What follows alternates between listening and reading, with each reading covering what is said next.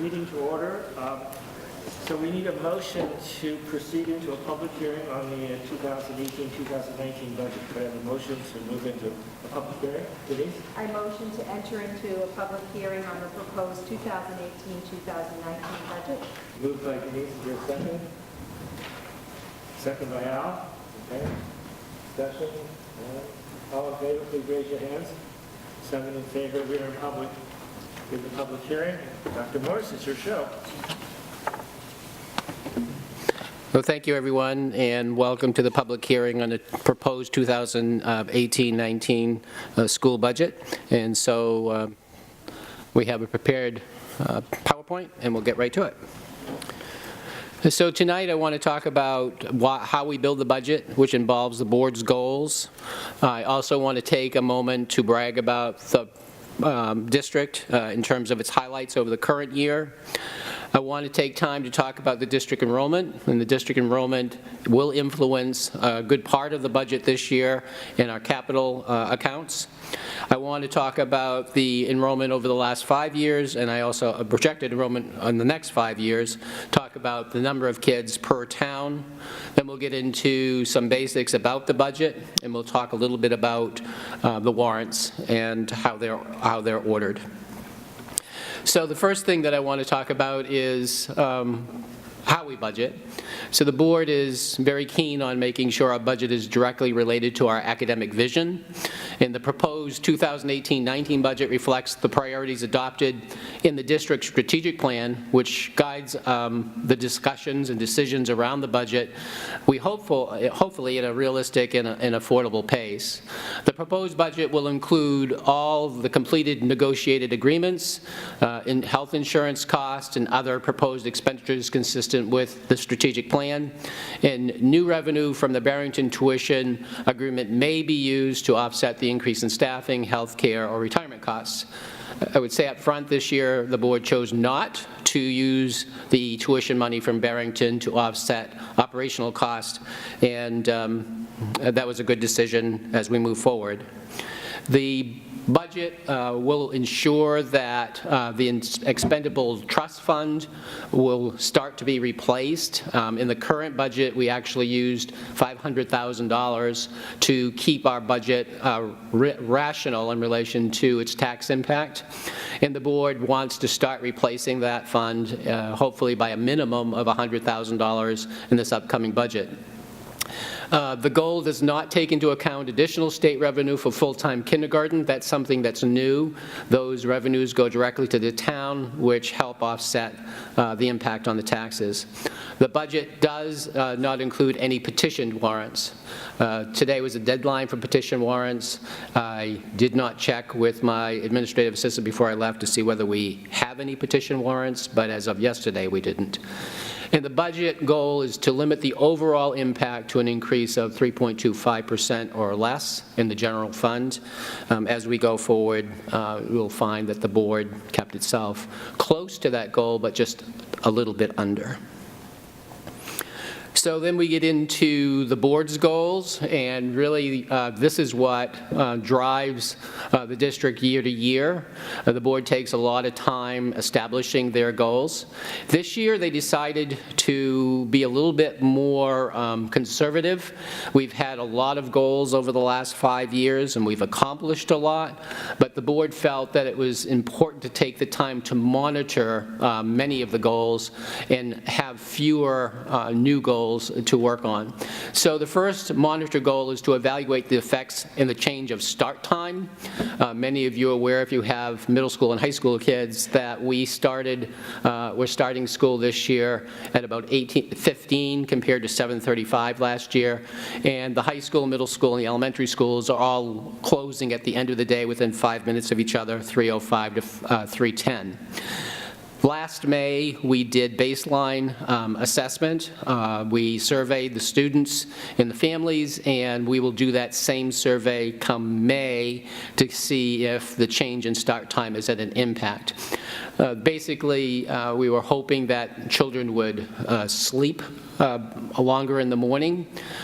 We would not have kids out at 6:40 in the morning in February and March when there's no light. Certainly that's accomplished. And we're hoping that there's a bit more sanity in the home in the morning as families get their adolescents off to school. So that survey will help us determine how far along in that continuum we were.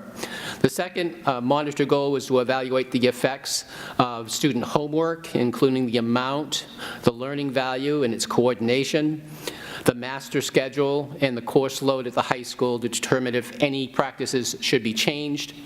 We just had a fairly significant proposal by the high school principal in terms of a proposed new master schedule, and that was important because it feeds into the issue of homework, and we'll be having a workshop on homework in the coming weeks. The third monitor goal was to evaluate the effectiveness of the competency reporting system. We fully implemented that in grades 5, 6, and 7 at the middle school and are in the process of going in that direction in grades 8 through 12. And the board wants to have a sense of how that full implementation is going at the middle school.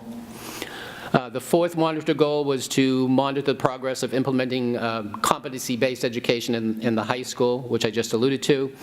The fifth is to continue to use various media channels to explore new means to inform the community of initiatives and achievements.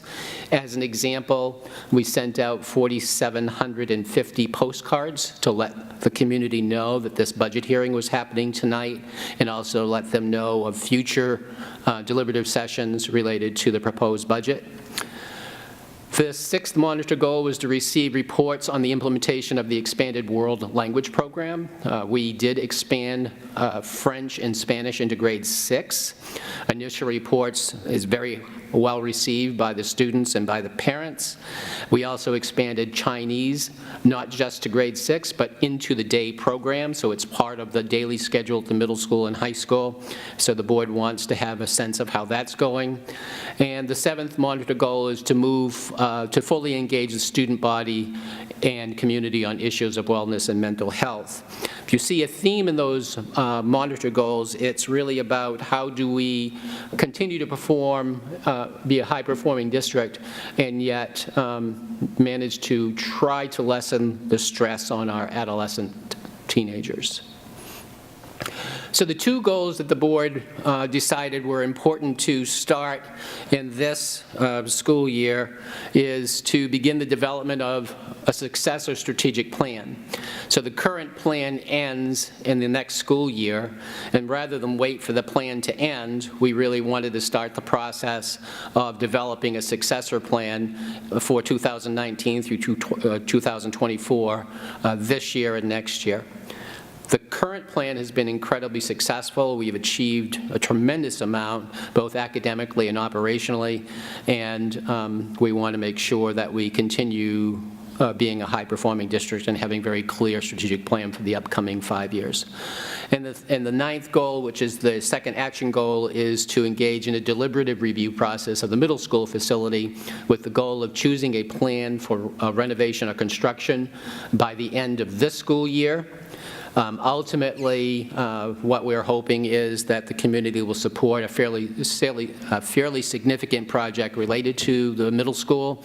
The school is 81 years old. It's served the district incredibly well, but would involve tremendous investment in order to have it continue to serve the district. So we have a community-wide group, representative of town leaders as well as community leaders, working with me to determine what recommendations we would make to this school board in June, and then ultimately what recommendations we'll be making to the community related to the current middle school.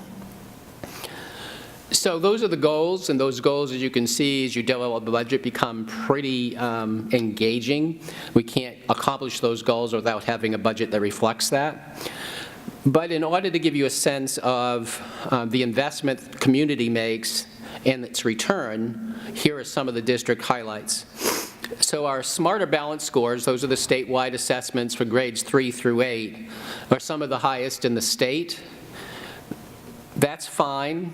We're not a district that spends a tremendous amount of time focusing in on assessment, but when we do, we're doing extremely well.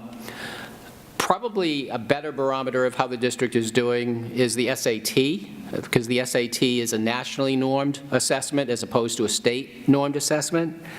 And our SAT scores have gone up dramatically in the last 3 years, with an aggregate score this year of 1,170, with 99% of our kids participating. Our SAT math scores continue to be one of the highest in the state. That's a dramatic change from 5 years ago, and that's due to the hard work of our staff in terms of reconfiguring our math program so that our students can get to higher level math far quicker than they have in the past, and they really have been up to the challenge. Another barometer of our success is how many of our kids go on to college. And, I'm proud to say that 74% of our kids are choosing a 4-year college after high school, and another 16% are going to a community college for either a 3 or 2 or 1 year program. 8% of our kids go into the military or work, and 2% of our kids go into a gap year. High school graduation rate, again, another barometer of how successful a district is, is at 99.6%. So all of those are criteria that stand outside of the district, meaning that they're outside measures of how the district is doing. There are a zillion measures that we have inside that create a lot of pride, but these ones can be normed against public high schools across the state and country. So another area that we're extremely proud of is the work we do with our special needs children. These are kids who have identified learning disabilities, and 100% of our children with learning disabilities are graduating from high school. And to kind of give that a reference point, the national average is about 2/3, 67%. So 100% of our special needs kids are having success at the high school. So, okay, so they're graduating. What's the next step for our special needs kids? Almost 40%, 39.5%, are going on to a 4-year college experience, which is really incredible. Another 39.5% are going on to a community college experience that is 3, 2, or 1 year programs. 21% of our special needs youngsters go into employment. None of them entered the military in this past year. So again, it gives you an outside measure of how the district is performing with our students, and really that's what we exist for, to provide a rich academic experience for our students. And then one other measure that I wanted to take the time to say is the district is measured also by the state in terms of its compliance to state and federal laws. And in this past school year, we were 100% in compliance. A real credit to our special services coordinator and our special services administrators at the building level, and our teaching and support staff. Just an incredible data point for all of us to feel rewarded by the efforts of great staff, great students, and great parents. Other district highlights that aren't data-driven but are important, I alluded to the world language experience being expanded, not just expanded, but expanded within the program, the day program. For the last 3 years, Chinese has been an after-school program, and this current year we brought it into the day program at both the middle school and high school. And we expanded all 3 languages into grade 6. Extended learning opportunities has been a focus of the school board for several years, and a focus of the high school for that long. And basically, what happens with extended learning opportunities is students have the opportunity to take courses beyond high school. In other words, they can take college-level courses while high school students. And we've done that historically through dual enrollment, meaning that one of our high school teachers teaches a college course concurrently as they're teaching a high school course, and a student decides whether they want to take college credit or high school credit for it. They're sitting in the same class. Really cool opportunity for our students. But the big news this year is we entered into a formal agreement with the University of New Hampshire, early college program, where our high school students will be able to take up to 2 courses per semester per year in the junior and senior year at UNH. Something that is just an amazing opportunity for our kids. So even further, the first course they take at UNH will be free. After that, the parents would only have to pay $800 for tuition for each successive course, compared to $4,000 for undergraduates at UNH. So just an amazing opportunity. The board allowed us to hire an extended learning opportunity coordinator so that we can really make the most of this work. That would include internships and job shadowing as we move forward into the future. So the advantage to the parent and the student is really obvious. Maybe less obvious is the advantage to the taxpayer. Because as our students exhaust our curriculum, typically a high school would turn around and go to the school board and say, we need to create a new course in X or a new course in Y. Will you fund that? And funding means taxpayer dollars. Well, at some point, you can't do that. So by having college courses at UNH and at Great Bay Community College available to our kids, it actually also benefits our taxpayers. So I'm really excited by the work we're beginning there. We talked a little bit about the competency-based education being implemented in the middle school. Fantastic effort by that staff and great work. We talked about a little bit about the start time change, but here's one we haven't talked about. The high school was reaccredited, fully reaccredited, without condition this fall. A credit to the high school principal and her staff, the hard work they did over the course of 3 years to get to a place where visiting educators from around New England came into this high school and assessed it. And as a result of that is they had many commendations for Oyster River High School, and they had many recommendations. So they got a sense of who we are as a school system, who we are as a high school, and then where do we want to take this program. And again, kudos to the high school staff. The board, about 3 years ago, really wanted mental health and wellness to be as important in our agenda as our curriculum. And we continue to do that work through work with our students and our staff. Couldn't be more important work. It's not measurable like tests, but it's measurable in how we're dealing with issues surrounding our students, which has really helped drive the issue around start time and homework and other issues related to stressors that we put on our students. And, you know, about 4 years ago, we changed the direction of our music program. We had a fantastic concert in January. Denise was sharing we had a fantastic concert last night. The numbers of kids who continue to engage in music has only grown, so it's another program that we can be very proud of the work we're doing. So as a result of the strategic plan, we committed to a capital improvement plan, and really, if I had to give this proposed budget a theme, I would say it's an investment in the infrastructure of this district, because we're doing really well in the academic area, and we need to do really well in terms of the operational area. So I'll talk more about that in a few minutes. We have a technology plan in place. We're on track with that. We continue to keep current with our technology, and that was a commitment from the strategic plan. And we're at a point now where we're very, very close to the first full cycle of the replacement of our bus fleet.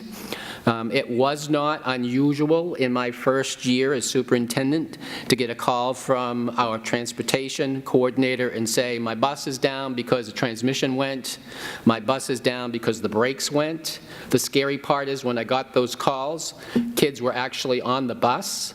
No scary things happened as a result because of the skill of the drivers. That does not happen anymore. We have really good buses in tip-top shape. They're being renewed on a regular basis, and that's why you have a capital plan. And then the final piece in operations that I would share is, for the first time in 8 years, our food service program, child nutrition program, has actually made money. So for the last 8 years, the district has put taxpayer dollars behind the school's food program in order to sustain it. This current year is the first year that they actually made a quote-unquote profit. Now, as a nonprofit, what you do is you take that money and reinvest it in the program. But the story is that we didn't need to do that with taxpayer money for the first time in 8 years. Participation is up, and that's why it's happened. But the real reason participation is up is because the quality of food is absolutely wonderful. It started with buying farm fresh food all the way to this school year where we were able to make a connection with UNH and the horticulture program. So now we're getting fresh vegetables every day through the winter from UNH, and that's a credit to Doris and her efforts to make this program pretty amazing. So that gives you a sense of what you're getting for your investment in terms of your tax dollars. So I also want to tell the story around enrollment, because 5 years ago when I came in as superintendent, it was a different story. The projections for the enrollment in the district were all doom and gloom. It was the school was losing students. We were facing the potential of cutting staff, maybe even closing a school. And the school board really jumped on it and made a decision that we should look at tuition agreements with area towns and see if any of them are interested. And the school system that we ultimately partnered with was Barrington, and that turned the enrollment decline around at the high school.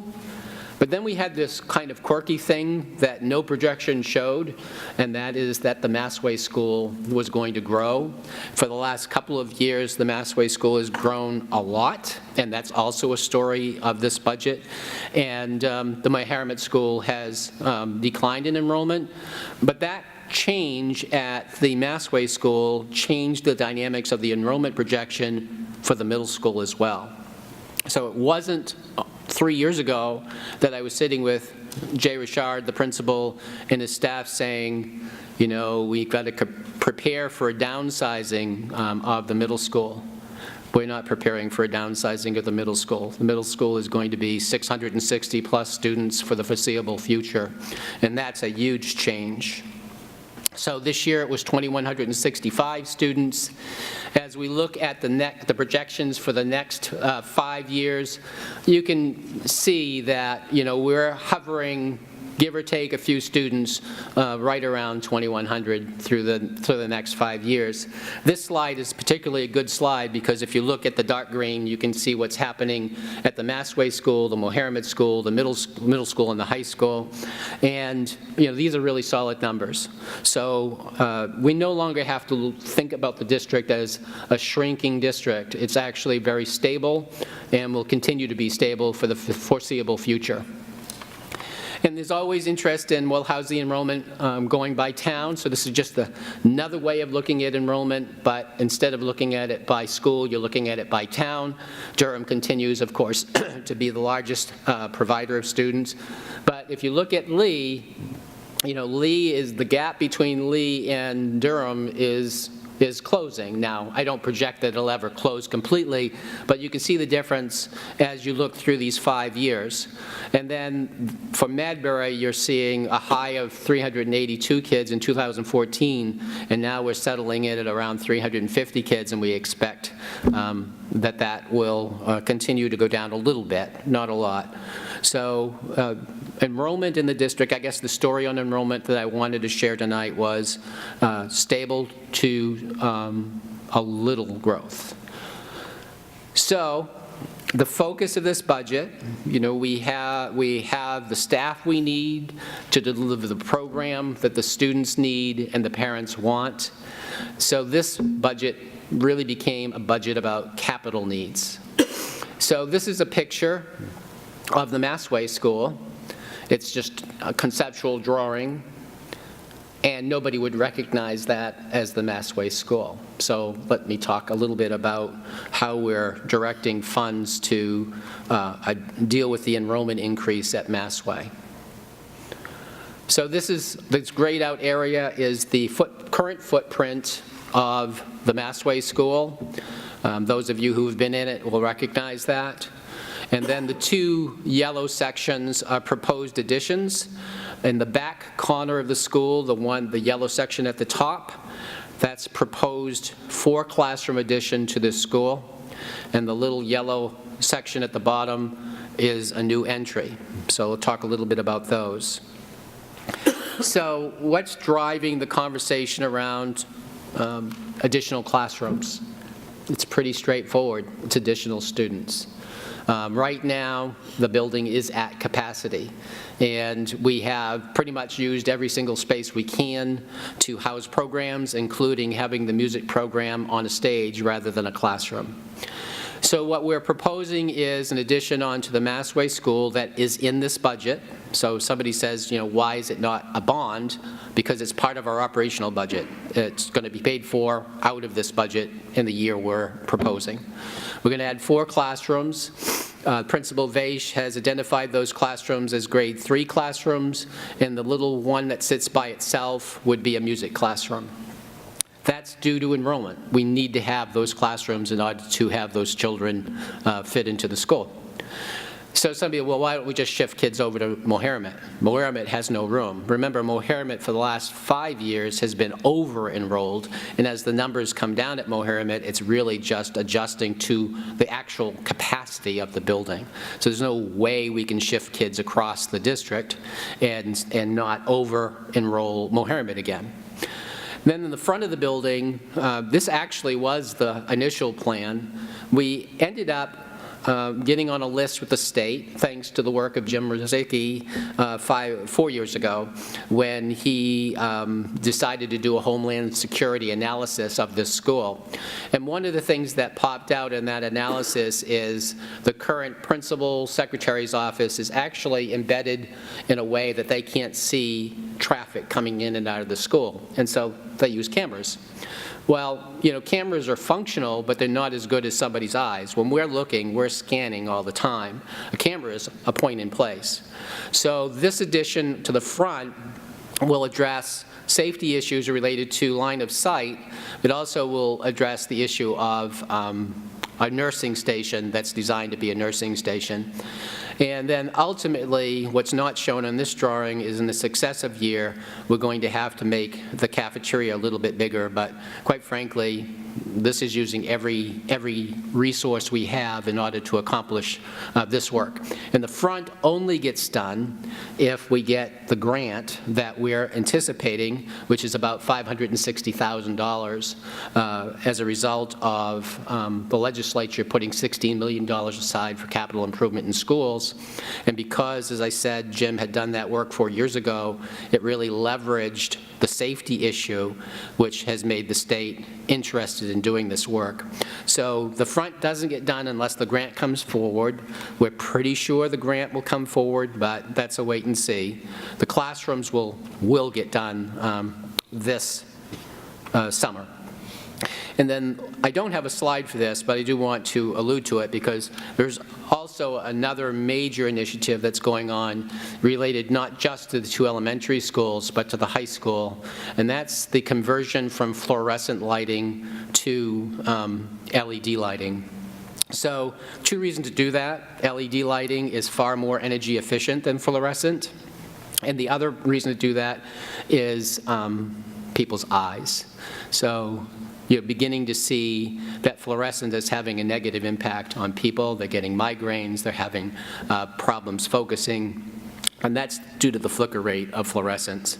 LED takes that out, plus there's a dimmer capacity with LED. They're energy efficient and they're human efficient, I guess is the word I would use. So that project is in development. And then the last piece I would say is related to capital. We'll see every window in the Massway School and every window in the Mohammed School replaced. And that's because they have exhausted their life cycle, particularly at Massway. And at Mohammed, the windows that were put in when the school was built were inferior from the beginning. They're single-pane windows. We wouldn't put single-pane windows in our houses. So they need to be replaced and brought up to code. And so both elementary schools will get brand-new windows. High school doesn't get brand-new windows because the windows are in good shape. They do get LED lighting because they need that just as much as the elementary schools. And you notice in all of this conversation, I haven't mentioned the middle school much, and that's because, we want to see where the community wants to go in relation to the middle school. And so anything life safety, we're doing at the middle school, but we're not making major investments in the middle school because we think it's a waste of taxpayer money at this point until we have a direction in terms of how we're going to move with the middle school. Every budget has a driver. This budget has this typical drivers related to negotiated agreements. So we completed negotiations with the bus drivers this year. So you'll see a warrant article later related to that agreement. The cost of that agreement was $54,083. The board entered into negotiations with the bus drivers with the specific intent of making sure that Oyster River was attractive to work in financially and benefit-wise, and we accomplished that. We've completed a negotiated agreement with our support staff, our paraeducators, and that's a $64,876 agreement. Health insurance, at 5.4%, we all kind of took a sigh of relief. That sounds bizarre, but remember last year the proposal was twice this. And so to have the initial guaranteed maximum rate at 5.4% allowed us to invest more in the capital area. So that's a $287,000 cost. Our focus on the capital account added $341,906 to the budget. Our technology lease is $24,000. Our elementary staffing. So, the issue around the growth at Massway is making sure we have the staff. So there's 2 additional staff at Massway.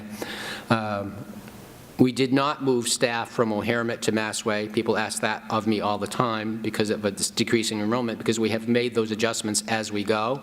It'll probably be another year before we see a decrease in staffing.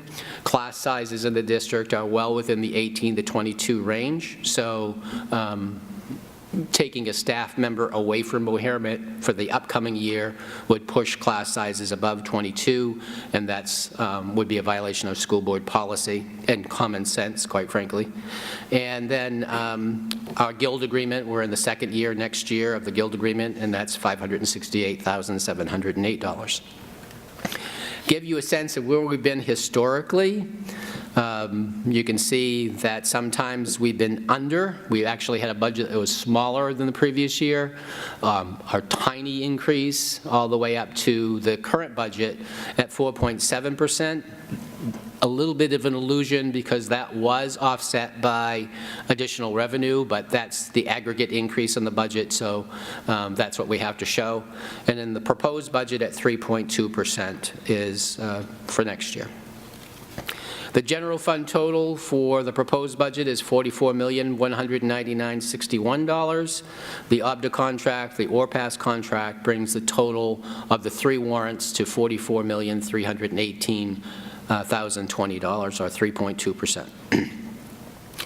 If you wanted to get a sense of how the money is distributed by cost center, this gives it to you, and you can see that the story it tells is really about the increased staffing at Massway in order to accommodate the increased students.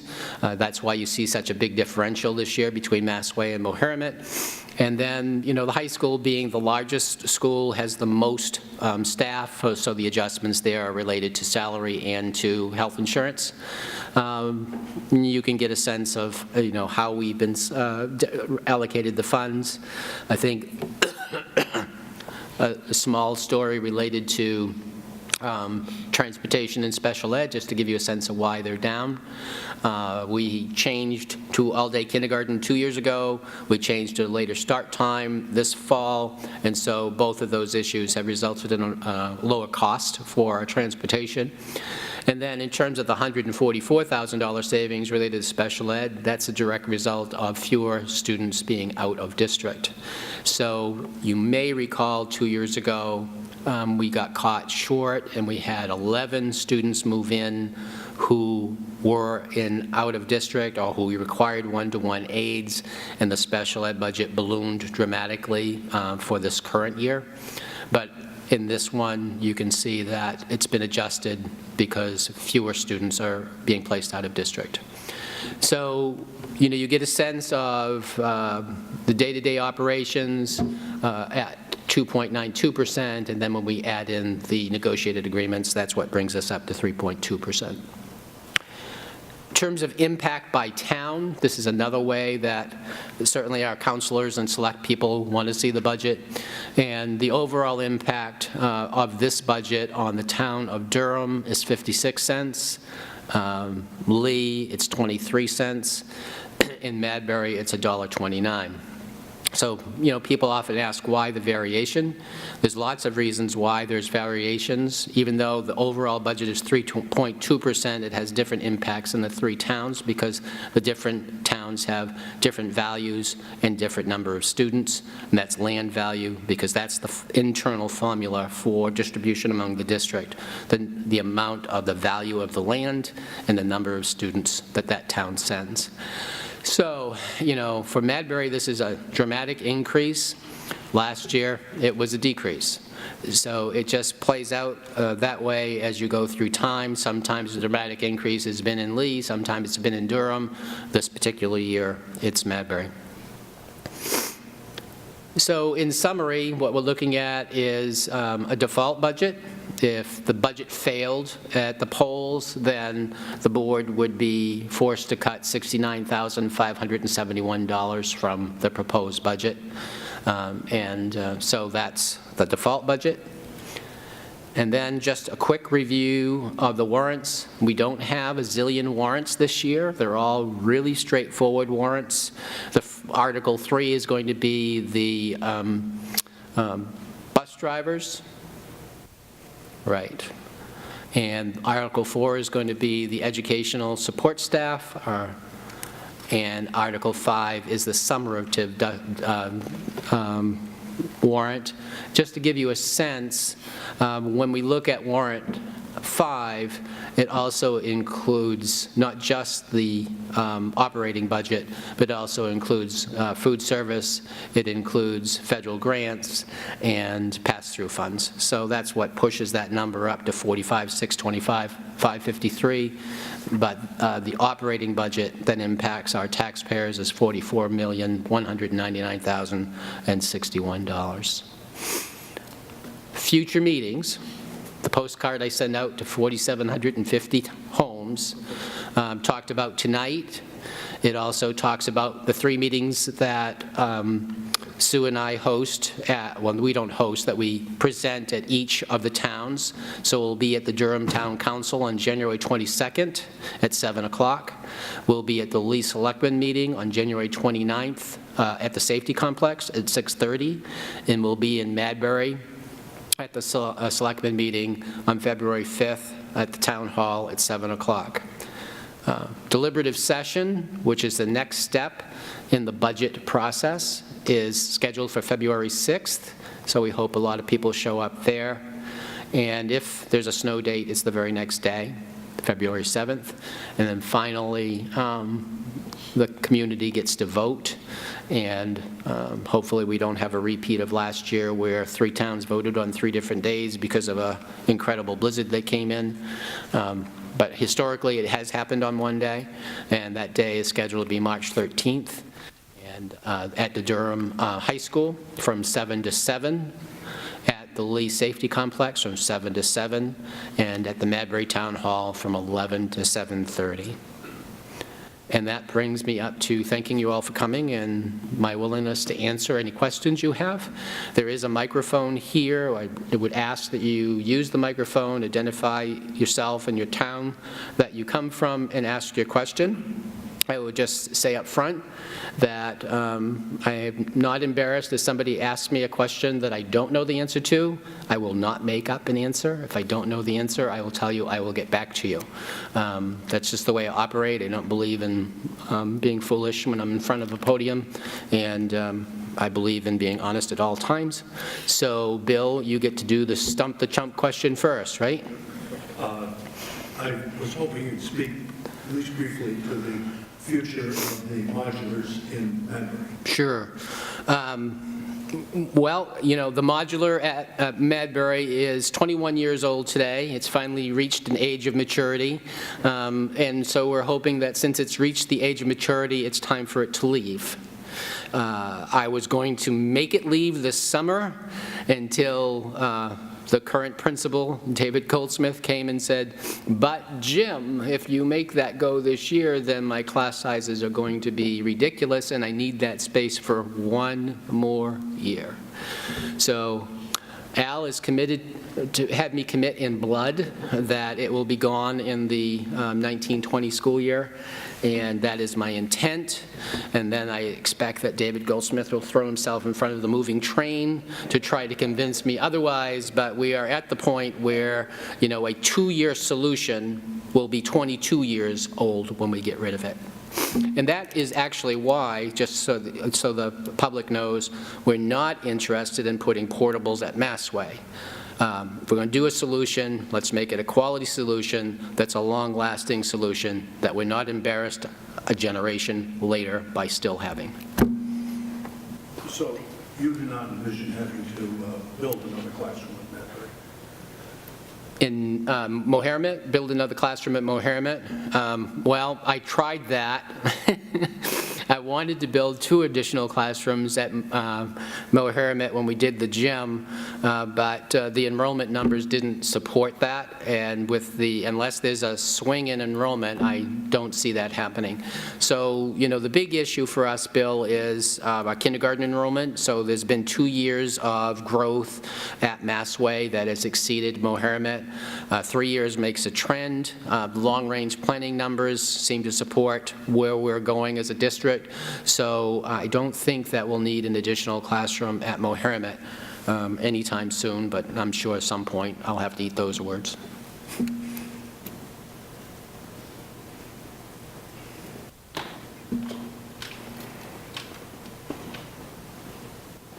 I am Lauren Selig, and one comment about your postcard, which is aside from the fact that it revealed to me very much that my arms are much too short. Even with my readers on, I still couldn't read it. I got it yesterday. Yeah. On the other hand, about the delayed opening for snow, I got 2 text messages, an email, and a phone call. And so maybe if that postcard could have also gone out by any one of the electronic means that I get communication from the district, that would assist, because in my family tonight, it was, oh my gosh, this is the night for the postcard that I received yesterday in the mail. So trying to organize that. I think that's a great suggestion, Lauren. You know, and obviously the various towns have all their methods for sending out notifications that could get supplemented there. Yep. I'm just, how many people here don't work for the school district? 3. 4. We have 4, just for the people at home to know. The other thing is, I sent you guys a letter earlier this year about the middle school drama program, and I am so grateful that there was a program this year. I know that the program worked very hard to raise funds to sustain itself, but I really feel like we need to recognize in a district that's honoring all learners and reaching every student that that shouldn't need to be a program that sustains itself. I don't believe any of our athletic programs are required to raise the funds to provide their own equipment, to provide all of their own support. I know how much the program raised in part because I asked, and in part because I donated a significant portion of that money personally. to make sure that the program could move forward, because I have an actress in my family who is not an athlete, and who chose to give up almost all of her extracurriculars this year in order to focus on some other elements, but where drama is the one thing that really gets her. So I would ask, as you're looking at your budget, I don't know if there's a way to add a line item in to specifically make sure that we're funding drama programs. I also have a 5th grader who keeps asking when she gets to cook. And so I'm still waiting for some of that to happen. With the extended learning opportunities, earlier this fall, 2 district parents, Kate Politano and Carolyn Eastman, organized a night to inform parents a little bit more about the ELO opportunities, the extended learning opportunities. It was a great presentation. I had no idea most of those programs existed. I brought home the packet that included the extension program with the Dover High School that included other programs. My 5th grader took one look at the pictures of the kids cooking and asked, when could she start? And so I think it's really, I think we need better communication around that. I'm thrilled that there's now a coordinator and a communicator about it, but we're not hearing about it easily. So I would just ask that that get incorporated as well. So there was an ELO presentation by the ELO coordinator this fall to talk about the program, and that was part of our open house at the high school. And so that was very well received. So I'm not arguing that we need to always do better at communicating, because we always do. But even for thinking, I have a 7th grader who's viewing her, path to high school and thinking about those projections. And so to know that those things are going to be available, which might frame whether or not, or how extensively I look into private school for my child who may not be getting the experiences I hope for her.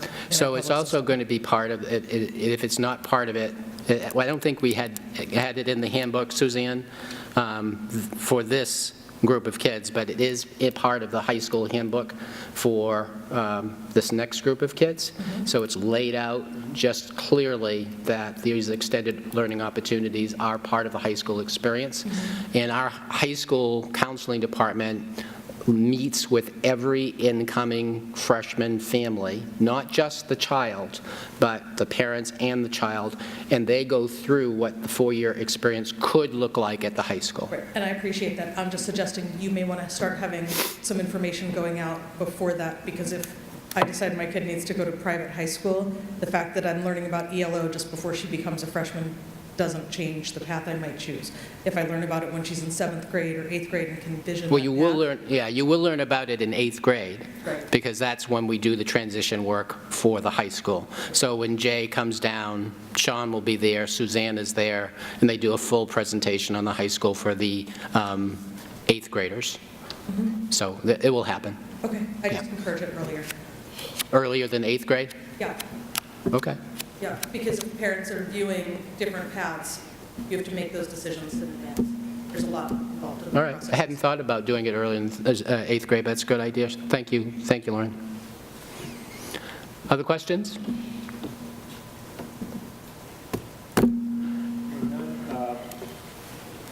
So could I have a motion? Oh, you got a board question. No, I was going to move to close the public hearing, so we're going to question. Okay, moved by Patty, is there a second?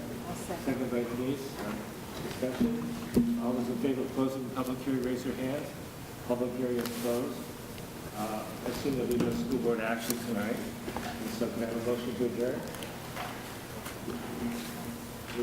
Moved by Denise, right? Second by Al. All those in favor, please raise your hand. We're adjourned. Thank you, everyone.